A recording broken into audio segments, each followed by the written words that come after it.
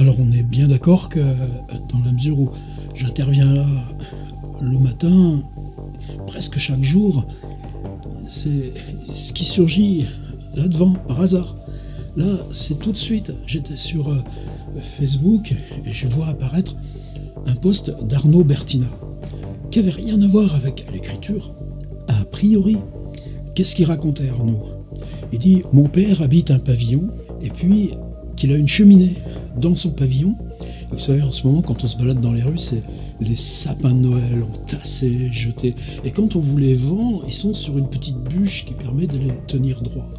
Eh bien, mon Arnaud collecte ces bûches et tous les ans dit à son père de passer.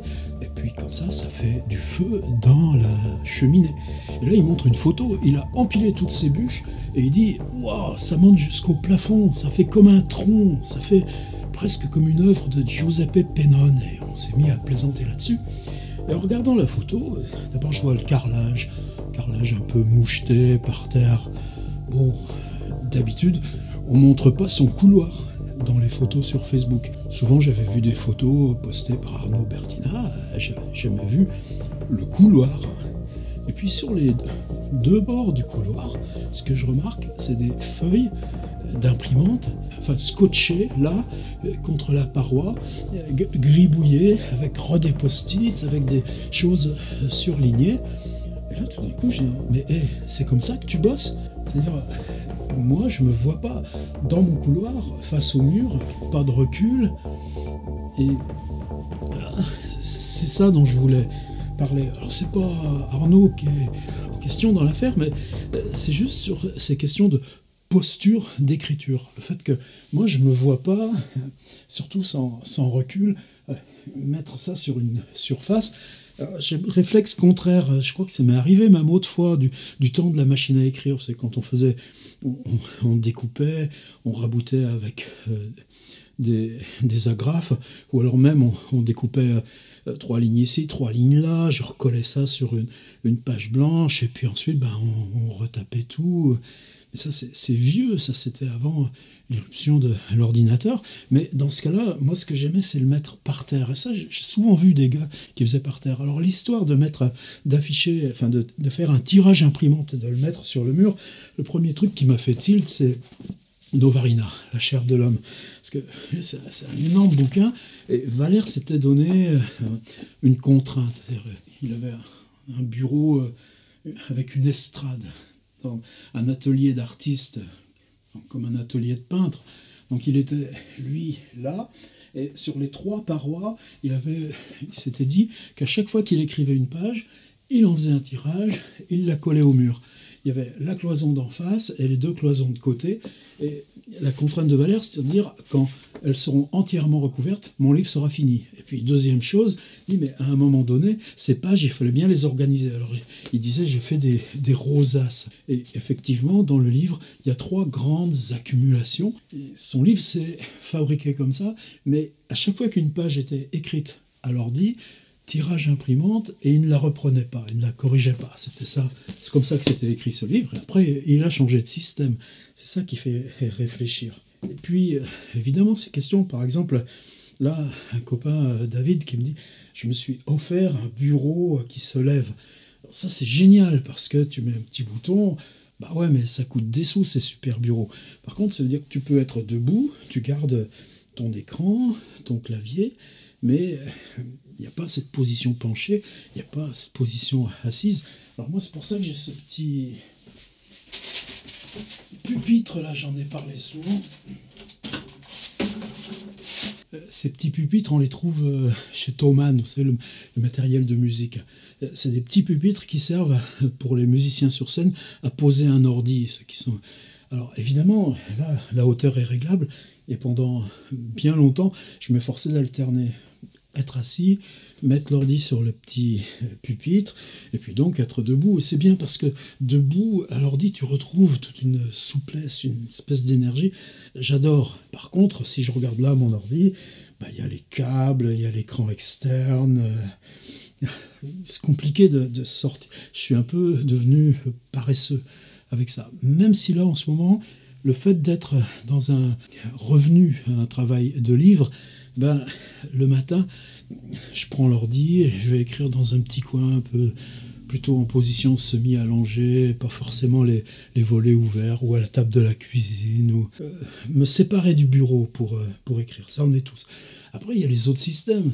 Il y a évidemment le lutrin, Rilke, Hugo, c'est classique. Puis il y a le système Louis-Ferdinand Céline, c'est-à-dire on écrit un bloc de récits, il regroupe les pages, manuscrites, parce que lui faisait dactylographier par quelqu'un d'autre, et Céline avait une corde à linge au-dessus de son bureau, les liasses avec des pinces à linge, et puis selon ce que tu veux pour le montage, tu te dis tiens, je retravaille ce passage, tu décroches, tu le refais, ou j'ai envie de changer l'ordre, eh bien tu décales sur la tringle, le fil à linge. Moi, j'ai pas ce goût-là. L'imprimante, je m'en sers.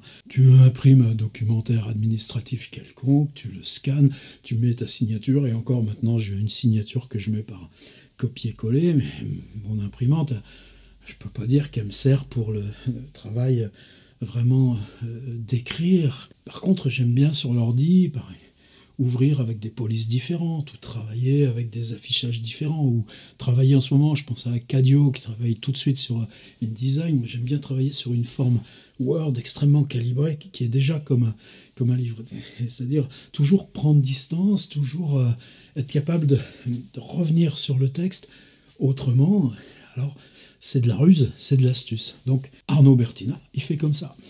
Ton texte, tirage, le scotcher au mur, revenir là, dans le couloir.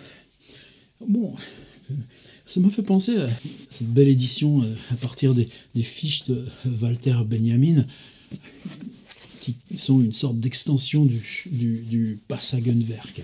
On apprend que Baudelaire a des gants jaunes.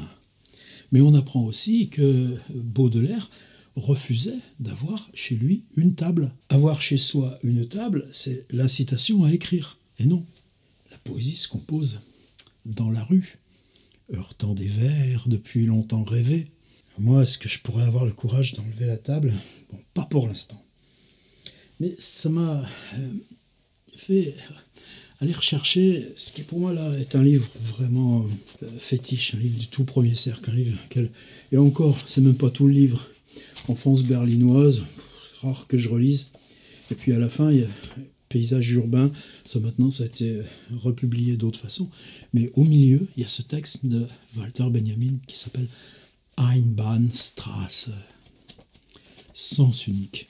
C'est des petits fragments, travaux souterrains, coiffeur pour dames difficiles, attention aux marches, avertisseur d'incendie, souvenir de voyage, lampe à arc, bureau des objets trouvés. Mais vous savez ça par cœur. Poste d'essence qui ouvre, petit déjeuner, ensuite, pour homme, avec cet aphorisme, pour homme, convaincre est infécond.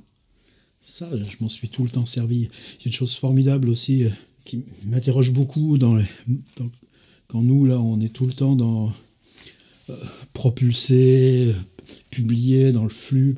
Parle, si tu veux, de ce qui est terminé, mais au cours du travail, n'en lis aucun passage à autrui.